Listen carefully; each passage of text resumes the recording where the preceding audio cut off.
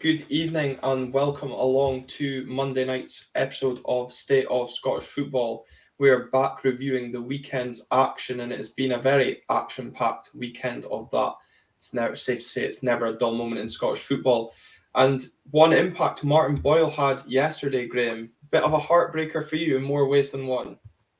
Yeah, I'm not liking that headline there. Boyle breaks hearts with his comeback goal. That's just evil for Colin there. No, that was extremely predictable. I kind of thought he would come on and score, but I'd rather it was a consolation goal. It was no surprise that he came on and did that though. But to be honest, Hearts should have had the game done before that. I need to stay off Twitter when Hearts don't win because it's just mental. Some of the comments I've seen from folk. I mean, to be honest, the game wasn't a great deal of quality. I thought first half, Hearts, as were us kind of last week, Hearts did not start very well. I thought Hibs were on the front foot. Chris Cadden looked very good on the right hand side. I thought Ewan looked very dangerous. Yeah. But the only real bit of quality was the goal. You know, it's great play for Barry Mackay. I know there's controversy about the handball, but for me, it's not a handball. It hits Shanklin's sleeve. It's not a handball for me. And I'm not being biased. I think it wasn't a handball. And it's a great finish. And then after that, probably Hearts controlled the game for 5-10 minutes. Hibs come back into it. A brilliant save, as always, for Kerry Gordon for Ewan's header. Second half, I thought Hearts started a lot better. And the biggest chance for me is Barry Mackay. When Alan Forrest crosses for Shanklin and Shanklin's shot saved, Mackay should score. And if he does that, the game's done for me because Hibs didn't look like they were going to score. And you're always going to be the chance to lose a goal late on. And that's what happened. Hearts switch off for 30 seconds. And Martin Boyle does what Martin Boyle does. So, yeah, disappointing to lose the goal. But, I mean, 4 points out of 6, I'm not going to be overly critical of that. Yeah, I suppose I was going to say, you've kind of summarised the game very well. And I watched most of the game yesterday, and shock I managed to miss the goal. But on the periods that I watched, do you think a draw is a fair result overall? Because I think Hibs did show some of their quality in terms of going forward, but they lacked a real cutting edge. They did, and I thought, first half, I thought Hibs are probably the better team for the majority of that. Obviously, I mean, Craig Gordon, he's just brilliant. That save for Ewan is a brilliant save, but I think second half, Hearts are 2 or 3 really good chances to really stretch the lead. Mm-hmm. And if you don't take them, it's only 1-0. That's always going to be the case that you might lose a goal. I've seen a lot of Hearts fans on Twitter having a go at Robbie Nielsen for the changes that he made. Now, I can understand why they're saying that because the 4 changes he made were very defensive. Yeah. He brought on Atkinson, he brought on Sibic, he brought on Halliday, and he brought on Cammy Devlin. They're all very defensive, but that didn't cost us the 3 points. We switched off. 30 seconds to go, we switch off. We don't pick up the runners, and Martin Boyle scores. So, I mean, to say it was a draw fair result, I think on the balance of play, I think certainly second half, I think Hearts should have won the game. But if you don't take your chances, you get the kick in the teeth right at the end. Yeah, and I suppose on that there, you've kind of just touched on it. It was the question marks around Hearts' game management. You touched on the substitutions. Robbie Nielsen is kind of that figure that is like Marmite with a Hearts support, I think it's fair to say. And the manner in which this result ended up hasn't exactly done him many favours. Do you think it was just a case of poor man management or game management maybe from a Hearts perspective, or should the players maybe look to take some responsibility for the result? Because as you said, it's ultimately the players who have switched off and conceded the goal. Robbie Nielsen can't control that. I think it's down to the players 100%. I don't blame Robbie for that at all yesterday. But I've been critical of Robbie Nielsen before. I said he should have gone after Brora, but he's turned it round. Last season, third place finish. We got a Scottish Cup final. We got guaranteed group stage football this season in either Europa League or the Conference League. For me, the players have got to be switched on for that game yesterday. There's 30 seconds to go. There's not much else Robbie can do. Would I have made those changes? Probably not. I mean, if I can understand that Michael Smith wasn't fully fit, so I can understand the Atkinson one. For me, if you're taking off Liam Boyce, you put on a Josh Ginnelly or Ian Henderson, a striker. He didn't do that. But that's not what cost us the game. What cost us the game was we switched off in the last 30 seconds of the game. Craig Halkett, for me, Ewan has a lot of pace, but Craig Halkett's got to cut the cross out. And when that ball comes out the box, you've got to put borders in the line, and we didn't do that. And that's what cost us the game. So personally, I've seen a lot of Hearts fans raging at Nielsen wanting him out after yesterday, which is just mental. But I personally don't lay any blame on Robbie for that. I think it's the players that have got to take the blame for that. Yeah, you've got to love the fickleness of football fans, because if you are to get a positive result in Europe in a few weeks' time, I'm sure that this will all be massively forgotten about. From a Hibs perspective, though, Graham, as I said, they kind of lacked any real quality in the final third. We've spoken about the save that Craig Gordon had to make, but at the back, you've touched on the double save that David Marshall had in the second half. Obviously proved vital come the end with Martin Boyle's goal, but can Hibs take anything from this game in terms of positives outside of Martin Boyle saved them once again? Can they look and use this as a catalyst going forward into the next couple of games? I think they can. I think I saw some decent signs. As I say, Chris Carden I thought was very good. I thought Yuan looked pretty decent. I have said this numerous times, and I'll probably get shot down in flames again by Craig Leach if he's watching this, but I honestly think Ryan Porteous is vastly overrated. 100%. I'm with you on that. I'm with you there. I don't rate the boy at all. I thought yesterday, again, he was reckless at times. He made a few mistakes. So I just don't see the hype around Ryan Porteous. Listen, I'm a Jambo. I'm not gonna be biased here, but I just don't rate the guy. I never have. I don't think he's good enough. But listen, Hibs fans love him, so fair enough. But I think there is positives to take. I think the one thing Hibs really lack is that natural finisher, and the fact that Kevin Nisbet hasn't been fit is a worry. Mm-hmm. I know they brought in Christian George yesterday, who is a threat, but again, he didn't really have a lot of service. I think second half especially, all Hibs really did was play the ball into the box, and Craig Gordon came and took it, or Kai Rowells or Craig Halkett headed it away. Mm-hmm. There wasn't really a lot for Hibs to. There wasn't really a lot for Hibs to do in the second half, so there are positives to take. But I think now they've got Martin Boyle there, he's going to be such a huge asset. We know that. Mm-hmm. I mean, when I saw on Saturday that he was possibly going to be back, I thought, oh no, I know what's coming here. And then when I saw he was on the bench on Sunday, I turned to my son and said, he's going to score. I could just see it coming a mile off. So there is positive there. I think Lee Johnson's got a decent side there. I would imagine by the time the window shuts, he'll have another 2 or 3 signings in. But I think for me, along with Aberdeen, I do expect Hibs to be a lot better than last season, because they can't be any worse. Yeah, definitely. And I suppose from an Aberdeen perspective, I was absolutely delighted when Boyle popped up with that equaliser, because I know we're only 2 games into the season, but it's just good to still be on the coattails of the Edinburgh 2, because as Hearts fan, Aberdeen fan, we see each other probably as rivals competition for that third place finish. But we'll move on to another game from the weekend, and one of the 2 teams that still maintained their 100% start to the season was, of course, Celtic, who travelled to Ross County and won 3-1. A much more comfortable victory than the last time they travelled up north, when, of course, Tony Ralston saved them with a last gasp winner. But Graham, they didn't have it all their own way. They were still made to work, despite maybe what the scoreline suggests. Yeah, I mean, I watched Ross County against Hearts last week, and for the first 45 minutes, I thought County were fantastic. They played some great football. Mm-hmm. I've been really impressed with the signings that Mackay's made. I thought the guy Edwards up front is very, very quick. Yeah, and I knew they would cause Celtic problems, but to be honest, Celtic did dominate a lot of that game, and you could sense the goal was coming. But that first half, they were very, they were frustrated a lot. I think they had a few chances, but Ross County defended well, and then, straight after the half-time, Kyogo scores a goal, and you think, this will be 3 or 4 now. Mm-hmm. And I think if you're Postecoglou, the one disappointment will be that you've conceded a goal from a set piece. Yeah, it's a very good header for Jakoviti, but it's poor marking from Celtic. Mm-hmm. And you think, can Ross County manage to maybe go and win this game now? But listen, when you've got quality like Jota, Kyogo, Maeda, you're going to be able to get chances. And fair play, Jens comes up with that goal, and then Abada icing on the cake. But I think Celtic did deserve to win the game, because they were pretty much on top for most of that game. But I do like what Ross County have done in the window, and I think they'll be fine this season. Yeah, that Woura Edwards really impressed me in Sports here in the game at Tynecastle that you mentioned, and looked good in glimpses for what we were allowed to see of Ross County from Saturday night. But we've got lots of you tuning into the episode. If you're enjoying the content, make sure you like and comment your thoughts. I can see Michael Ross there, Celtic fan, saying that Celtic totally dominated. But we'll just reflect on Ross County before we look at Celtic quickly, because they did get that goal from a set piece, as you've highlighted.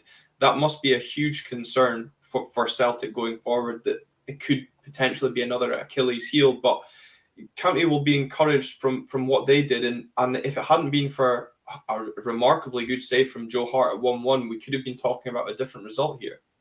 That was a fantastic save. Joe Hart's a brilliant goalkeeper. He's very experienced. It's a brilliant save at a crucial time. Because as you say, if that goes in, County have got something to either hold on or build upon. So I think Ross County are going to have a very good season. I'm very impressed with Malky Mackay. I think he comes across very well. His signings have been very impressive. But even if you look at the game last week against Celtic Aberdeen, there were moments in that first half, especially, that Aberdeen had chances. And, it's only 1-0. And if Johnny Hayes scores that goal, it could be a different game. It's an absolute sitter for me. Hayes has got to score. So thanks for that flashback right, again. That's all right. So I think there are a few frailties in that Celtic defence, but going forward, they just look so good. And when you've got guys like Kyogo on that they're going to score goals. But I think for Ross County, I think they'll have a very good season, and they've got a lot that they can build on. Their season won't be defined by games against Celtic or Rangers or that. It's the home games against teams like Hearts, Hibs, Aberdeen, Dundee United. Mm-hmm. They're the ones they want to win. So anything that they'd taken for Saturday would have been a bonus. But as the guy said earlier, Celtic did dominate the game. But I think there are frailties in that Celtic defence. Yeah, and that's the thing. I think, for all the good play they've had, they've obviously got nothing to show from it. But big game this weekend coming away to St Mirren. We'll see if they can kickstart their season then. But from a Celtic point of view, we said how much they're good going forward. That money that they've spent on Jota looks well spent already this season. We saw the wonderful goal he scored last weekend, and this weekend he didn't get himself on the score sheet, but he set up every goal. Some brilliant individual play, but also some wonderful finishes. Kyogo was clinical, and Leo Labada really did save the best till last. Yeah, I mean, I think as a football fan, I love to see folk that entertain you, and I think Jota absolutely does that. You look at that goal last week. Sorry, Glenn, but that was a fantastic goal last week, and he's just got so much quality. He can go either foot, he can twist, he can turn, he can put crosses in, he can create chances, and he can score goals. So I think getting him back was a huge thing for Celtic. And as you say, Abada, I think he's a very good player. Kyogo as well. But the one player that I really like is Matt O'Reilly. Mm-hmm. I think O'Reilly's got that bit of composure in midfield. He always looks to go forward. He always looks to pass it forward. And he's not afraid to shoot. So Celtic have got a lot of positivity in that team. And I think I've said this previously. I think Celtic will win the league this season, because I think for me, they are a better footballing side than Rangers, and I think they've got more threat going forward. But as I say, at the back, I think you can get a Celtic if you create chances against them. Yeah, exactly. And, as Michael Ross is saying in the comments, teams will get chances. That is what football is about. But Celtic have just looked a bit more susceptible when teams have created the chances. Unfortunately, Aberdeen not being as clinical as Ross County. But equally, Celtic just have that quality in attack, and they might be vulnerable at set pieces, but they scored from a set piece again. And with Maurice Jens now adding a lot of height, they have an extra threat now going forward. They do, and they've got great set piece deliveries, whether it's from like Matt O'Reilly or whoever takes their set pieces. They have that massive threat, and I think that was Jens' first game, and he's got a goal. So fair play to him, and they're going to be dangerous going forward. I just think Celtic all round just look a very, very good side right now. And while I think they will give up chances, even if they lose a goal, you still think they're going to score 2 or 3. So they're very dangerous. Yeah, exactly. And that, I think, it's, as much as it pains us to say someone else other than our respective teams are going to win the league, it's hard to argue against Celtic in terms of all round performance. But it's a long season. A lot can happen. But going to a venue that, let's be honest, they did struggle at last season. They didn't require the 96-minute winner this weekend, will give them encouragement going forward. And especially because, I was at a wedding on Saturday, and when I seen it was 1-1, I thought, oh, this will be interesting. See how they manage that. But, you then see the final scoreline at 3-1 and think, oh, well, what was there to worry about? But interesting to see how both teams build on that going forward, I think. 100%. I mean, I think Ross County for me will probably be, I don't know if they'll finish top 6, but they certainly won't be in any relegation trouble. They'll be fine. And I would expect Malky Mackay again to probably send another couple of players for the window shuts.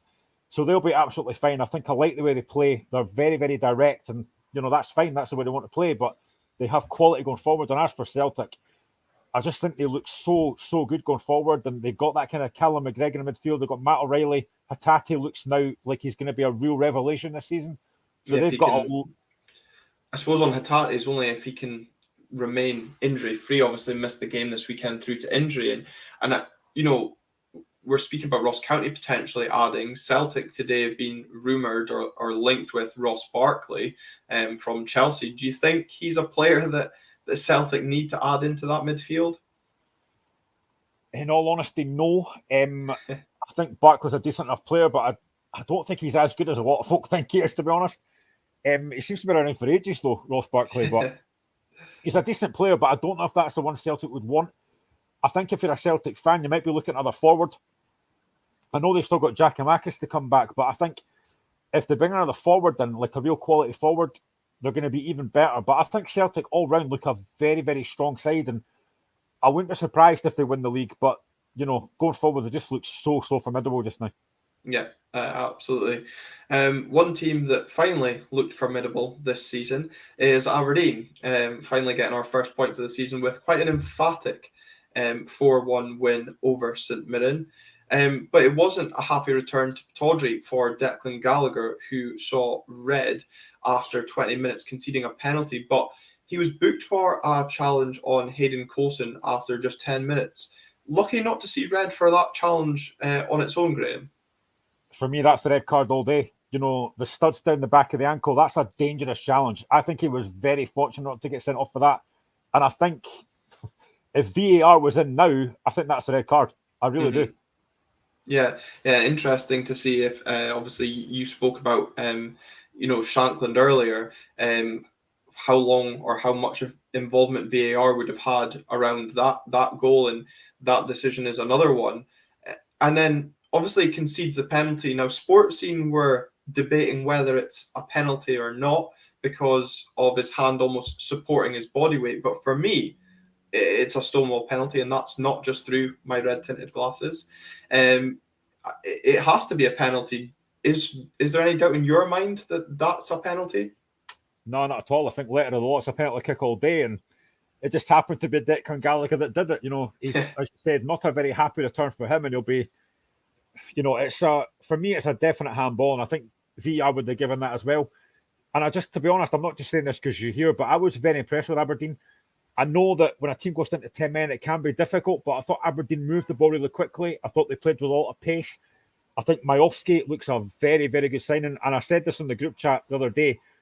I watch a lot of Liverpool TV, and I've always been very, very impressed with Leighton Clarkson.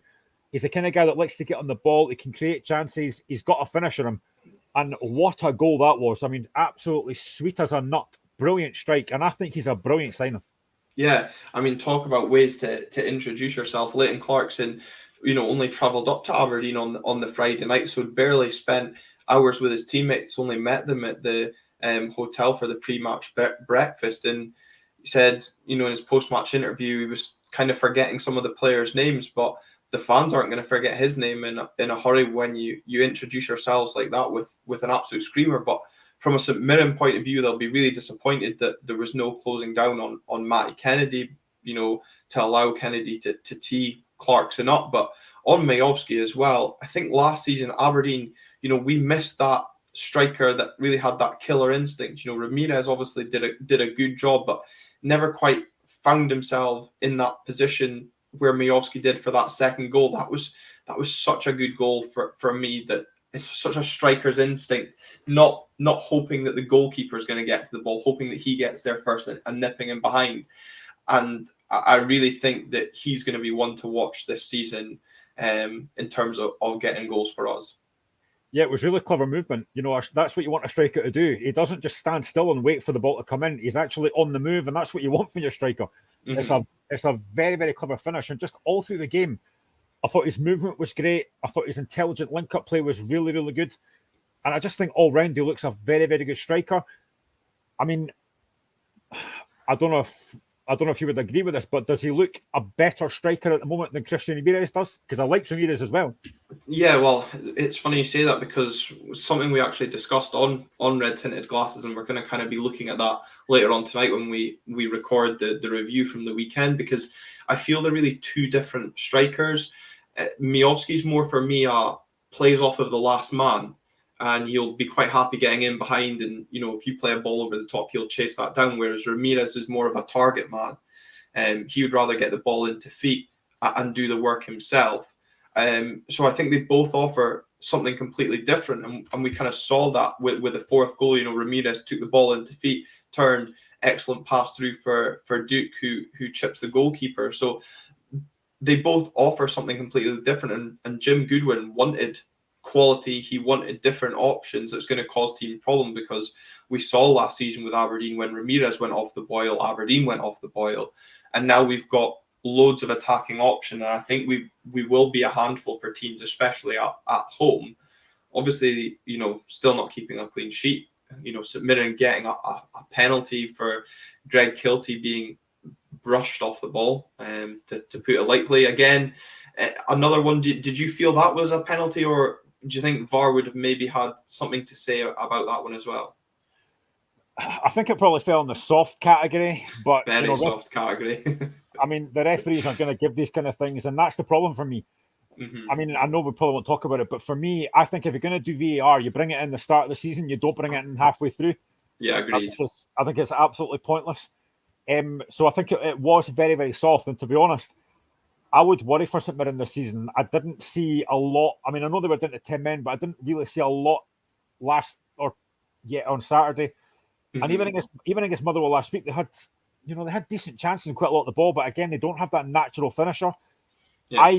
I genuinely would worry for St Mirren, and I know that a lot of St Mirren fans are not massive fans of Stephen Robinson, mm-hmm. and I completely understand why as well. And that was going to be the next point. How much concern is there going to be for Stephen Robinson with the way they've started the season? Because as you touched on there, they huffed and puffed against Motherwell. Okay, you could say Liam Kelly had one of his better days in goals, a really inspired performance to deny them. But on Saturday, they just were an absolute shambles at the back. A good couple of the goals were very avoidable if St Mirren actually defended properly. So not only are they struggling to score goals in the Premiership, but they're also struggling to keep the ball out of the net. Stephen Robinson must be concerned, and you're 3 games into the season, but this game against Ross County coming up on Saturday is a huge game for both sides, but I would argue more so St Mirren. Yeah, and you've got to look at Premier Sports Cup as well. They had a really disappointing campaign in that. I would expect St Mirren to have got through that, and they were very, very poor. Mm-hmm. And I think, listen, going down to 10 men at Pittodrie is going to be hard, but the defending was woeful. Yeah. You touched on Duke's goal there. I mean, that's on the halfway line. Ramirez gets that, and nobody tracks the run. That's schoolboy defending, and that's got to be a concern for Robinson. And again, they don't score enough goals, and that's an issue. They didn't score enough goals in the Premier Sports Cup. They didn't score last week, and although they had chances, they couldn't put the ball in the net. So I think Robinson's got a lot of work to do, and I think trying to get folk to come to St Mirren in the next few weeks, how do you sell that? Because that must be difficult.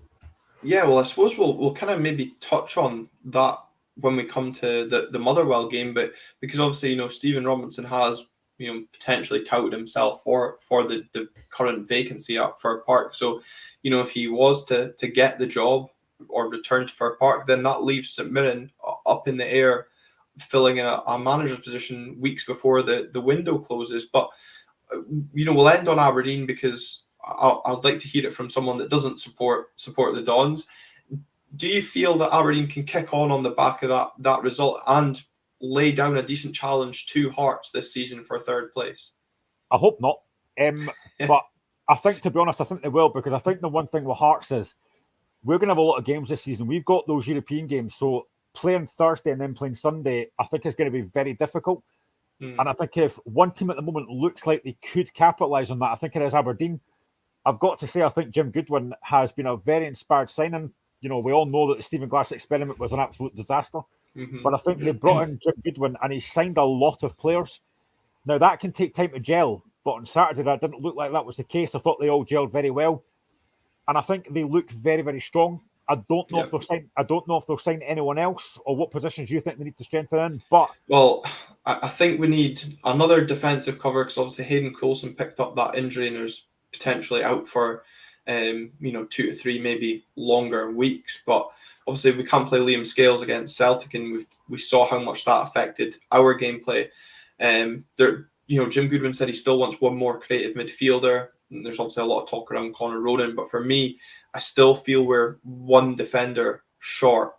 We don't have any cover at right back just now, and I don't really kind of like the idea of if we, Jaden Richardson, who's currently at right back, if he gets injured, we've then got to drop Ross McCrory or a Matty Kennedy in there.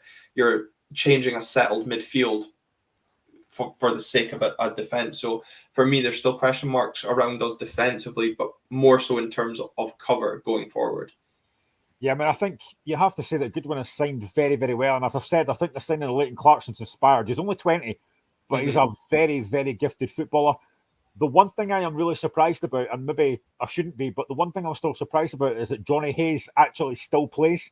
I mean, I think he's a very good player, very experienced, but I am surprised that he's still there, I'll be honest. Yeah, and he's been putting in some inspired performances, but hopefully we can kick on because we've got a good set of fixtures between now and when the blue half of Glasgow come up to Aberdeen at the beginning of September.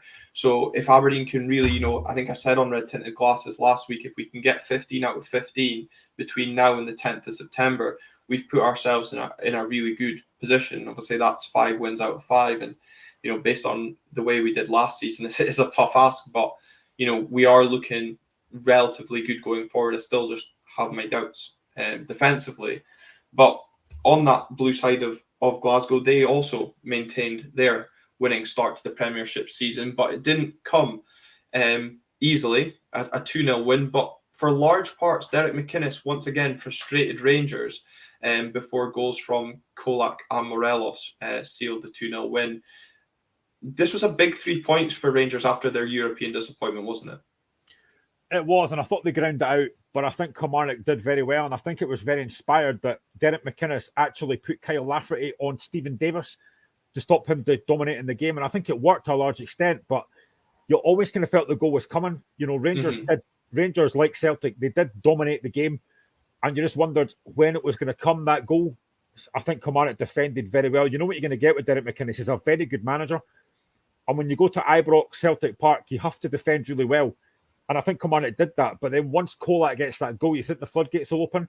But again, Kilmarnock had moments in that game. They had a couple of decent moments they could have got back in the game. But, once that second goal goes in from Morelos, and I think having him back for Rangers is going to be huge in Europe, the game was done. But I think it was a very laboured win. But as you say, on the back of a European result and such a bad result, I think that was a needed win. And especially with Celtic winning as well. Yeah, I agreed on that part. But Tom Lawrence and Kolak both looked really good players. And maybe the goal was coming, but signs that those summer signings that Giovanni Bronckhorst has brought in could, are maybe starting to gel and starting to show what they can bring to Rangers. Yeah, and it can take time for players to gel, especially at big clubs. And I think Tom Lawrence is a very experienced player. He's a good footballer. I've seen him play a few times. I didn't know a lot about Kolak, but again, he looks like he's got decent movement, a bit of pace about him, and he looks like he's going to be a decent finisher. It was a really good finish on Saturday, really composed. So I think they do look decent. I'm not sure about Matondo yet. Again, I think he's very, very quick, but whether that's all he's got, I don't know. But I think Rangers, they do look okay. But again, I think as with Celtic, I think they will give you chances. And Kilmarnock had a couple of decent opportunities. If they've taken them, you never know. But it was a huge 3 points for Rangers, and I said, I think having Morelos back is going to be huge for Tuesday night. Yeah, and I was just going to say, it was probably needed for their confidence going into that second leg, getting the 3 points, probably more so for the fans because we know what they can be like when they don't get their own way, but also for Morelos and his confidence, that'll do him the world of good because it is a massive game for them coming up midweek, and the consequences of them not getting into the Champions League is huge. 100%. Morelos sporting his new hairdo, very snazzy.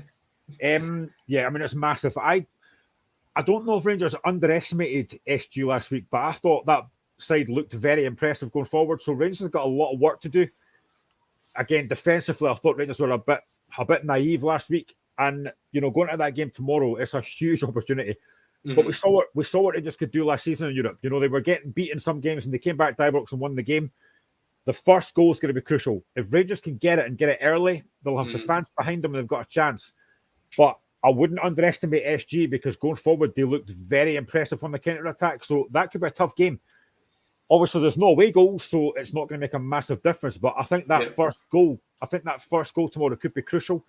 I was asked on another podcast, would I start Morelos tomorrow? I think you have to. He's the best striker. He's the most experienced European striker. I think you have to play him if he's fit. See, I wouldn't just because of his pace. If you're looking to kind of get in behind teams, for me, it's not who I would be starting, certainly on current physique, but who am I to speak about physique? But for Kilmarnock, I suppose you kind of maybe copy and paste what we've said about Ross County, valiant performance, but nothing to show from it. Will Derek McInnes take a lot of positives from this moving forward? It's tough, I suppose, for newly promoted sides. They got a great point on the opening day with Ash Taylor popping up, getting that equaliser against Dundee United. Tough to then go to Ibrox on the back of, but there'll be parts of that performance that Derek McInnes will certainly be encouraged, going into the rest of the season. Yeah, I think he will be. I think they've got plenty of experience. Kyle Affleck, we know what he can do. I like Ollie Shaw up front and Rory McKenzie as well. I think they've got decent players up front, but I think need a bit more up front. As much as I said they had chances on Saturday, you never really felt they had the belief they were going to really score at Ibrox. But I think Kilmarnock, again, they'll be fine this season. We all know what McInnes can do. And I think by the end of the window, I would imagine they'll probably have another 3 or 4 players in there. Mm-hmm. I think defensively, I think they look pretty solid. They've obviously got Alan Power in midfield, who's an excellent player. So they've got a lot of things to look forward to. And I think, again, like Ross County, I think Kilmarnock will be absolutely fine this season. Yeah, I'm going to put it out there. If Conor McLennan leaves Aberdeen, he'll end up in Ayrshire at Kilmarnock. Because Derek McInnes does like his standard recruitment process. So, yeah, I also do think, though, that Killie will have enough about them this season. I think there's sides that have been in the Premiership for long enough that don't look as good as they have been. And I think Killie, with Derek McInnes in charge, will be streetwise enough to ensure safety for this season. And I think, as much as Kilmarnock have aspirations of being in the top 6, I think realistically this season will be all about survival and then building on that, going forward. Yeah, 100%. Derek McInnes is a very good manager, and I think he will get the best out of that squad. And when you've got a guy like Kyle Lafferty up front, listen, a game like Rangers, he's going to struggle to get service. But in other games, especially at home at Rugby Park, I think he'll be a massive player for them. But if they can just add a few more bits of quality up front, then I think they'll have absolutely no problem this season. And they certainly won't be in a relegation battle. But then again, I've said that before and been wrong, so who knows? Yeah, no, don't trust us on predictions on this podcast anyway. I said there's teams currently in the division that are maybe worse than they have been, which will offer hope to the likes of, I suppose, Kilmarnock, Ross County, etc. And those two teams, in my opinion, met at Fir Park at the weekend, Motherwell and St Johnstone, two sides really struggling for any sort of form or consistency just now. And I can't help but feel that Stevie May goal is already a massive 3 points for St Johnstone this season. Yeah, I hope our good friend Jenna's not watching this, a Motherwell fan, but I really worry for Motherwell this season. I'll come to them in a minute, but for St Johnstone, that was a huge 3 points. Davidson has been under a lot of pressure, which does sound bizarre given the fact they won 2 trophies not that long ago. But results driven business. They were in trouble last season. I think losing that last minute goal against Hibs last week was disappointing. So to then go and do the opposite to Motherwell was huge. I think if you're Callum Davidson, you're thinking, we'll just drop points. 91st minute, you lose an own goal through Graham Carey, and you think, right, we'll take the point. I think you've got to give them massive credit for going up the other end of the pitch and Stevie May getting that goal. You can see what it meant to them. Mm-hmm. And you think, right, can St Johnstone now build on that? Then I looked at the fixtures and saw they've got Rangers next week, so probably not. Yeah. But I think that just shows how important that 3 points is, because you just spoke there about the mental strength. Last week they conceded late on and came away with nothing against Hibs. This week they had 3 points pretty much in the grasp of their hands before the own goal, and you're thinking, oh, they've conceded late again. That's a huge blow, not just for their hopes this season, but also mentally as well to the players' management. But it shows excellent character to then probably lump the ball up the pitch. Let's be honest, it was what it was. But they gamble, get the second ball, follow it up, and Stevie May bags the goal. And with that game against Rangers in mind, again, I think emphasises just how huge that 3 points is already this season. Yeah, it was. And you can see the delight in Callum Davidson's after-match interview. He was so happy to get that win. You can understand why, because he has been under a lot of pressure, which for me, I think was undeserved. I know last season they were disappointing, but I think he had a lot of, Ali McCann was taken away from them. They had a lot of players taken off their hands, and they didn't really replace them. So it was disappointing. But to go to Fir Park and, we know the Motherwell are a state just now, but to go to Fir Park and get that victory, that is huge. And they can now go to Ibrox with a little bit more freedom. Nobody expects them to win that game, let's be honest. But if they could go there, defend really well, I don't know if they get a lot of chances, but if they could just defend really well and come away with that with something, then again, that would be huge. But just to win that game on Saturday was absolutely massive for them. Yeah, absolutely. It's given them a platform, as you said. They'll probably go to Ibrox on Saturday with no hope given to them, but they could be dealing with a Rangers side, on the back of a European exit. And we saw how much Kilmarnock could frustrate Rangers. So will Callum Davidson have learned something from that as well? But you said we hope that Jen is not watching in the nicest possible way, because I was actually going to ask her on to Red Tinted Glasses for the Motherwell preview, but it must be so hard to speak positively about Motherwell this season, because especially when your caretaker manager is coming out with comments saying that this side needs surgery to fix it just now. And do you think that's a fair assessment from Stevie Hamill? I think he's 100% spot on. I think they need a lot more quality. I don't know how many times I spoke about this last season, but losing Tony Watt was massive. They didn't replace him. And they really only have Kevin Van Veen as their only massive threat. I think Connor Shields is a decent player, but again, for me, I think he looked decent at Queen of the South. Is he really going to make the step up to the Premier League? I'm still not convinced yet. And they don't have a lot else. I kind of feel a bit sorry for Stevie Hamill. A lot of Motherwell fans were not impressed with Graham Alexander. Again, I can understand why. There was talk of a rift in the dressing room, and I can again see why. But again, on Saturday, you're thinking, right, Motherwell have got back in the game. They're not going to lose the game. We'll just hold on to the point here. And Motherwell fans might have been happy with that. And to then have that snatched away for you was a huge, huge blow. Last week against St Mirren, they were very, very fortunate. They got the goal, but they were battered for most of that game. Yeah. And the Sligo Rovers game, what an embarrassment. I mean, I don't want to disrespect Sligo Rovers, but they shouldn't be losing to them over two legs, and they did. So they've had a very, very poor start to the season, and that is just an absolute kick in the teeth, getting beaten the last minute. And as I said, I really fear for Motherwell this season. I think they could be in real trouble this season. They really have to strengthen, and I don't think Stevie Hamill is the answer long term, but who they get in, I don't know.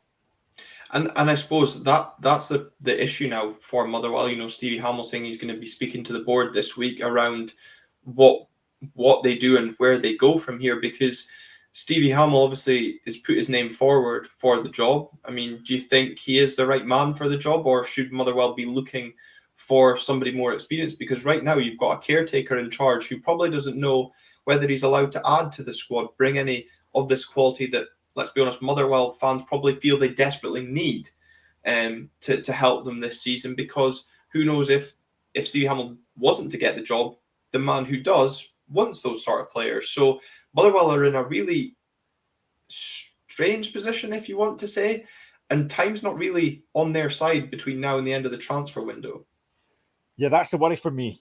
If you bring a new manager in, it has to be done now, so the guy can assess the squad, see what he needs to bring in, see what he needs to get rid of. I'm not convinced that Stevie Hamill will know the transfer market that much, so that will be a worry for me. If they're going to give him the job, you have to give him it now so that he can get the players that he wants. But for me, I think need an experienced manager. I said this on Friday or last week in the group chat. I think David Robertson in India would be a really good appointment for them. I think he wouldn't take any nonsense. I think he's experienced. and I think he'd be a decent appointment. But after that, I don't know who they would go with. Would they bring back Mark McGee? Don't know.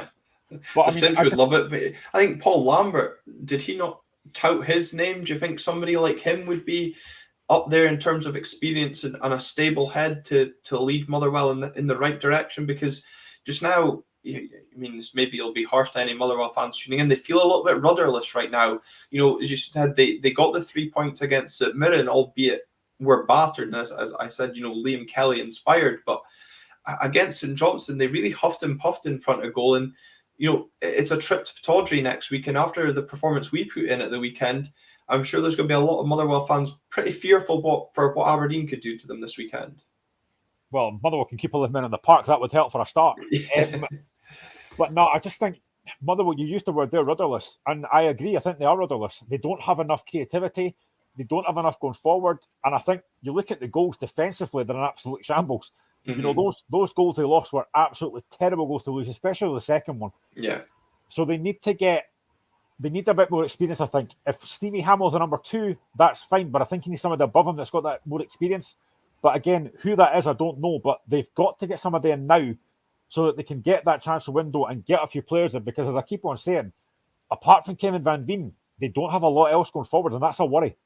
Yeah, huge worry, especially because, well, not only does he like a booking, but if he was to get an injury, then you're really relying on his Cornelius. And I don't even know if he's an out-and-out striker. We saw last season him pop up with goals from midfield. But again, this is the issue that Motherwell currently have, is that they're playing, well, they're being managed by someone who doesn't know if he's going to have the job on a full-time basis. So at the end of the day, if results aren't going their way, he's still got his youth job on the side. It's a really tricky one for Motherwell, and you know, their fans, Jen, if you're listening, I'm sure you're going to be hoping that this situation is resolved sooner rather than later. Yeah, it has to be. It really does. I mean, Alan Burrows is always very positive on Twitter.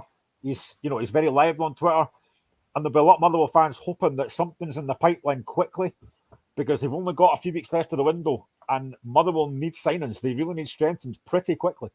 Yeah, interesting times in Lanarkshire. We'll go to the final game of the weekend, and that took place at Tannadice, where all the Dundee United fans seem to have already made the trip to Amsterdam, because it was a very poor attendance at Tannadice, and maybe a few hangovers in that United squad from the Thursday night's rather excellent win over AZ. You know, maybe a bit tongue-in-cheek around the support, but we have to credit Dundee United, because of course they were the first Scottish team to pick up a victory in Europe this season after some, as we've kind of touched on, pretty poor and embarrassing results so far. So credit to the Tangerines for that. But a hugely disappointing result for Jack Ross's men this weekend. An excellent 3 points for David Martindale. To any Libby fans watching, I'm sorry, but I mean, to come from AZ Alkmaar high on Thursday to Livingston on a Sunday, I can understand why that crowd wasn't quite as good. It was a bit of a come down, but yeah, I mean, to get a European night like that and then to have a massive letdown against Livingston, these things happen. You know, it's difficult after European game to get yourself up for that. And I'm not saying that United weren't up for it, because I watched a lot of the game and United had a decent chances. But again, you know what you're going to get with Livingston. They're a very, very good side. They're strong at the back. They don't give you a lot away. And I think up front, and you saw it last week against Rangers, that Joel Newbley is going to cause a lot of problems for a lot of defences this season. Yeah. And it's a brilliant strike from Montano. You know, that left foot drive, it's a great strike. And Livingston are one of these teams that are very hard to break down. And I think United found that yesterday. And I think it is very difficult when you have that such a massive high on Thursday to then have a league game a few days later. So I can understand why they were maybe a bit leggy, but it's a major, major disappointment for Jack Ross. Yeah, I suppose seeing that hangover that Dundee United maybe suffered going into Sunday's game, you know, leggy, you know, if you come off to that adrenaline high that Thursday brings, does that give you any sort of concern for Hearts going forward? You know, obviously with group stage football guaranteed, there's going to be a lot of Thursday games you kind of touched on already. Does that give you a bit of concern from a Hearts point of view? It does, and I think as well it depends who you play on the game after that. So say we play, it's probably going to be Zurich, let's say. So we play Zurich on a Thursday. If we're playing Celtic on a Sunday, I would expect us to be up for that.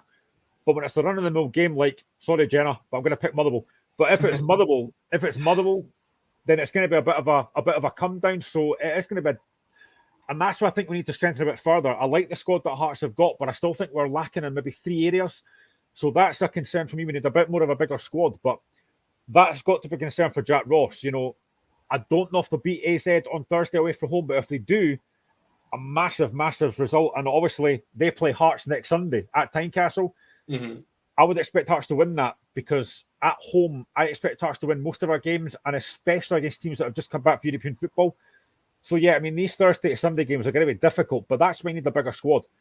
But United, I think yesterday, I think Jack Ross has done a very good job there so far, and I think his signings have been decent. I like the fact that Stephen Fletcher's got that experience. I'm a massive fan of Dylan Levitt. I think he's a really good player. And again, Glenn Middleton, it's a great signing, and that goal on Thursday was a brilliant finish. Yeah, I suppose on United as well, obviously missed Charlie Mulgrew at the weekend. Just how much of a miss do you think he was? And do you think there was maybe some in that squad whose mind was maybe just slightly distracted by what is to come this Thursday, and obviously the prospect of progressing further in Europe? And maybe, we obviously don't want to disrespect Livingston too much because it was a fantastic result. But do you think there was maybe 1 or 2 in that United squad that maybe had their eye on saving themselves for Thursday night to come? I think that's understandable. I think as a player, that's just what happens. I'm not saying they wouldn't have taken Livingston lightly. I think they respected Livingston, but I think when you've got that big European game to look forward to, I think heads do wonder a little bit. And I think just that experience of Charlie Mulgrew in there might have helped a little bit more to say, right, you need to focus here. This is the game we're on. You need to focus on this game. And maybe a few players did take their eye off the ball, but I mean, that game on Thursday is going to be so huge for United. If they can get through that tie, what a result that would be. But disappointing for them yesterday, but I think United will have a good season this season. Yeah, I agree. Although I think I tipped them for a 7th place finish because just on their European exploits. And to be honest, I actually didn't think Stephen Fletcher would be as influential as he's already proved to be so far this season. But on Livingston, you touched on Joel Nouble. He didn't score this weekend, but he just proved how much of a handful he can be to Scottish Premiership defences. Obviously, Bruce Anderson's still not broken his duck so far this season. Livingston have found goals hard to come by. That just kind of emphasises how important this result is at the weekend, going to pick up teams when your strikers aren't scoring. Yeah, and I thought there was a lot to like about Livingston last week against Rangers. I thought they were solid. Joel Nouble, as I said, is going to be an absolute handful. I wouldn't fancy playing against him. But, I think David Martindale probably, again, will look to strengthen the window because, as you say, I don't think they've got a lot going forward apart from Nouble and Anderson. So they will look to strengthen there, but I think defensively, they are very hard to break down. You know what you're going to get with Livingston. They're going to be hard to beat, hard to break down. They're resolute. I think Martindale is a very good coach, so they'll be difficult to beat. But if they can just add a little bit more, and maybe a bit more creativity, I think, Pittman's a decent player as well, but I just think they maybe lack a little bit more up front, a bit more pace up front. But if you're going to get that ball up to Nouble, I mean, what a player he's going to be for them this season. Yeah, absolutely. And I think, what's funny is, Livingston get a lot of stick for being a plastic pitch side, but last season they had almost a better away form. In fact, I think they did have a better away form than they did at home. And this season just picking up where they left off with an impressive away performance. And I think the point you make is that Livingston are hard to break down, and you can't afford to give Livingston chances. Okay, the goal they scored this weekend's an absolute screamer, but Livingston are that kind of stuffy side that give them an opportunity and they can be clinical, and then hard enough to break down at 0-0, not when they've then got something to hold on to. Yeah, exactly. I mean, the United players must have been thinking, oh, great, Livingston have scored. How are we going to score now? Because they don't let a lot of goals in. And I think Livingston are very underrated in the league. I really do. Yeah. A lot of folk do talk about that plastic pitch, and listen, I'm not a fan of it. I don't really think we should have plastic pitches in Scottish football, but that's just one of these things. But I think they are very underrated. I think they go under the radar. They're very rarely in relegation trouble. They compete as well as they can with the top sides. I think David Martindale is a very likeable guy. He's a good coach, and I think they've got a lot to look forward to this season. But if they just add a little bit more quality going forward, again, I think they'll be fine this season. But for me, I think Livingston are one of these teams that a lot of folk just think, Livingston aren't going to do very much this season, and I think they are very underrated. Yeah, I know. I totally agree. They always seem to be a side that people kind of like tout to be in that bottom half, or bottom 2 or 3 positions. But they, season in, season out, they punch above their weight. I think that's more than fair to say. But a credit to them, they get the job done and they do it well and within their means as well. They don't overspend by any stretch of the imagination. But on the goal itself, United really probably would want to defend that better because they had the opportunity to clear the lines. I'm not sure if it was Nicky Devlin that closed down the United defender, but then the strike from Montano itself can't take anything away from that. That's just a moment of quality. Yeah, and again, it all comes from Newbley. It's Newbley that forces the shot. It's a good save for the keeper. And, Nicky Devlin wins the ball back, and you're thinking, what are they going to do from there? And it's an absolutely sweet strike from Montano, a brilliant, brilliant finish. And if he can replicate that, then I think he'll have a decent season. But yeah, I think United will look to defend that better. I think they have to just clear the ball into Rose Ed or clear it up the pitch.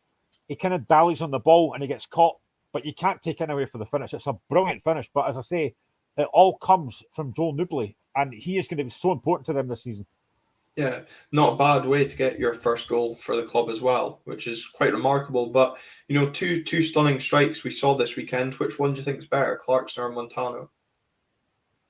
I think it's got to be Clarkson. I mean, as you said earlier, the fact that he only signed in the morning, had breakfast with the team, he probably didn't expect to play, and he comes on and then does that. It's an absolutely wonderful, wonderful strike. And I think for Aberdeen, I think you can look forward to seeing a lot more of that this season because I really, really like Leighton Clarkson. I wish Hearts had him because I really like him, and I think he will have a very, very good season. Yeah.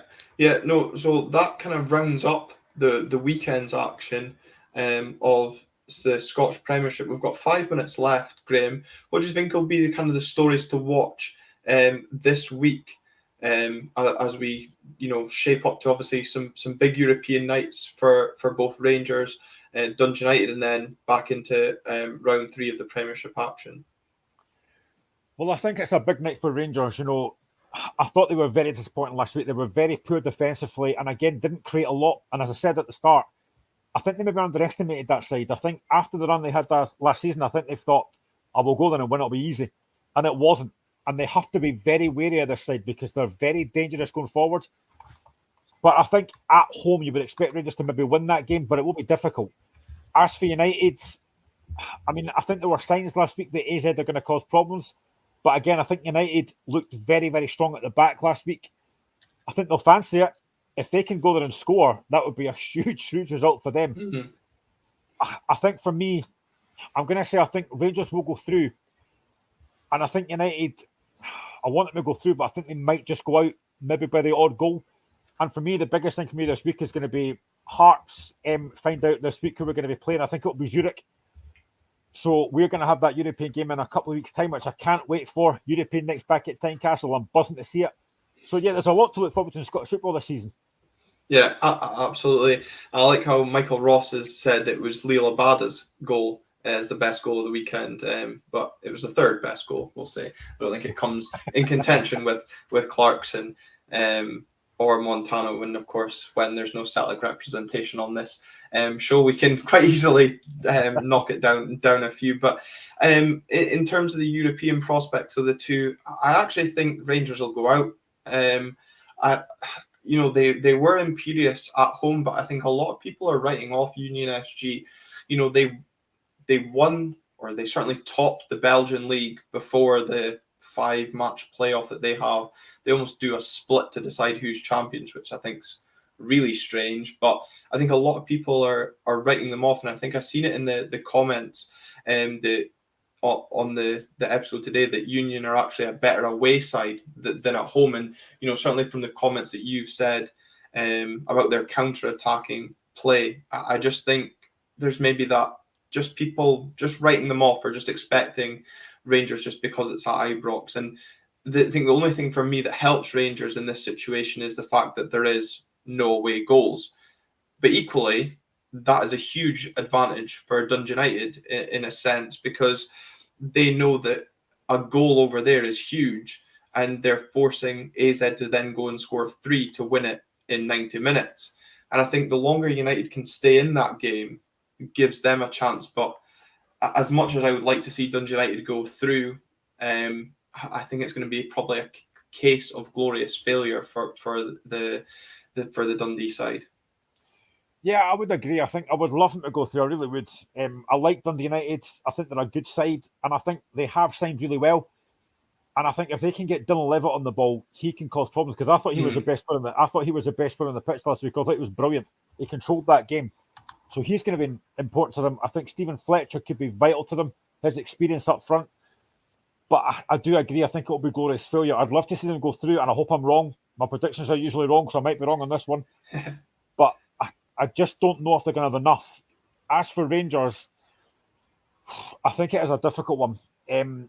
As I say, I think Belgian teams, they're going to be very, very good technically, but I think they are very good going forward. I just think with that Rangers crowd backing them on, and as I say, if they can get an early goal, I just think that'll give Rangers a massive lift. So I can see Rangers winning that game. I think it'll be tight, but I think I can see them winning it.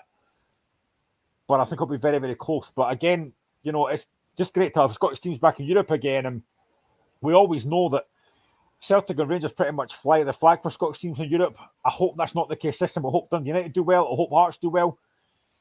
I have my doubts, but here's hoping.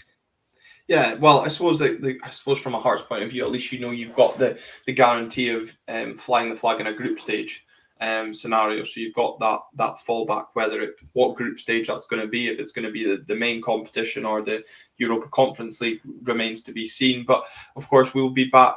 Well, me and Graham won't be there. We'll be some of us back on Wednesday on the State of Scottish Football, looking at the European nights that have been, and also looking ahead in more depth, I'm sure, to that Dundee United game, and rounding up any of the latest news that has covered and taken place in Scottish football. And then, of course, we'll be back on Friday with a preview of all the weekend's games, and of course, a look back at how Dundee United got on in Europe. But of course, thanks, Graham, for joining me this Monday evening, looking back at the weekend's action. It's been lots to talk about in game week 2. There has been. I love the fact the State of Scottish football's back. I've missed it. I've missed seeing your smiling, cheering face. Hopefully that's not happened too often for Aberdeen this season, but you never know. But that's great. I know. It's great to be back, so it's been good to be on. Yeah, I've not had a lot to smile about, so I can't actually wait to get onto Red Tinted Glasses after this and record a rather cheery episode, because I didn't have a lot to cheer about last week. So it's been a rare positive Monday for me. But yeah, great to have State of Scottish Football back. It's great to have these Monday episodes back, rounding up Scottish football as a whole and looking at all the stories across Scottish football. So, and thanks obviously as well to all of you that have tuned in and interacted with the show as well. It's great to have so many of you with us. But until next time, thanks very much for tuning in.